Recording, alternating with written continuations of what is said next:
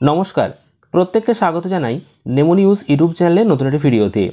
গরমের ছুটি শেষের পর শিক্ষা দপ্তরের তরফ থেকে আবারও নতুন একটি বিজ্ঞপ্তি প্রকাশ করা হয়েছে এবং স্কুলগুলিকে নতুন একটি নির্দেশ দেওয়া হয়েছে, যাতে করে শিক্ষকদের ওপর একটি চাপ পড়তে চলেছে। তো অবশ্যই ভিডিওটি শেষ পর্যন্ত দেখবেন। আর তার আগে এই ভিডিওটিকে একটি লাইক করুন এবং চ্যানেলটিকে সাবস্ক্রাইব করে পাশের বেল আইকনে অল প্রেস করে রাখুন।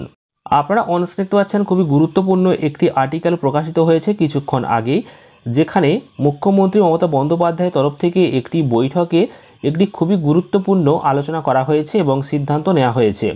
তো প্রশাসনিক বৈঠকের মাধ্যমে যেটা বলা হয়েছে সেটা আপনাদেরকে খুব ভালো করে বুঝিয়ে দিই। এই আর্টিকেলটি অনেকটাই বড় রয়েছে, একদম প্রধান যে পয়েন্টগুলো বা কী বলা হয়েছে সেই নিয়ে আলোচনা হবে। তো দেখুন, বলা হয়েছে যে বিদ্যুৎ অপচয়কে কেন্দ্র করে একটি কড়া ভাষায় প্রশাসনিক কর্তাদের কিন্তু হুঁশিয়ার দিয়েছেন এবং মুখ্যমন্ত্রী জানিয়েছেন যে অনেক সময় খবর আসছে যে সরকারি অফিসে যখন লোক থাকছে না তখনও নাকি ফ্যান, আলো, পাখা এসব চলছে, এমনকি এসি পর্যন্ত ব্যবহার হচ্ছে।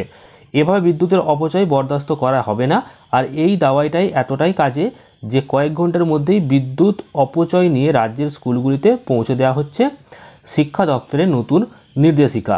এছাড়াও সেই নির্দেশিকায় স্পষ্টভাবে বলা হচ্ছে রাজ্য জুড়ে বিদ্যুতের চাহিদা দিনকে দিন অনেকটাই বাড়ছে।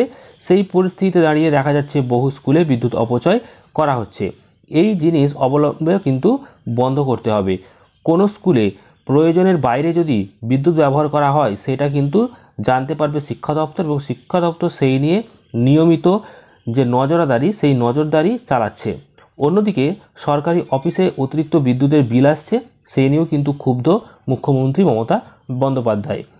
এছাড়াও নবান্নে প্রশাসনিক বৈঠকে তিনি স্পষ্ট জানিয়েছেন বিদ্যুতের বিল কমাতে হবে, দপ্তরের এসি 26 ডিগ্রির ওপরে যাওয়া যাবে না, এমনকি প্রয়োজনে সরকারি প্রতিটি ভবনের মাথায় সোলার প্যানেল বসবে।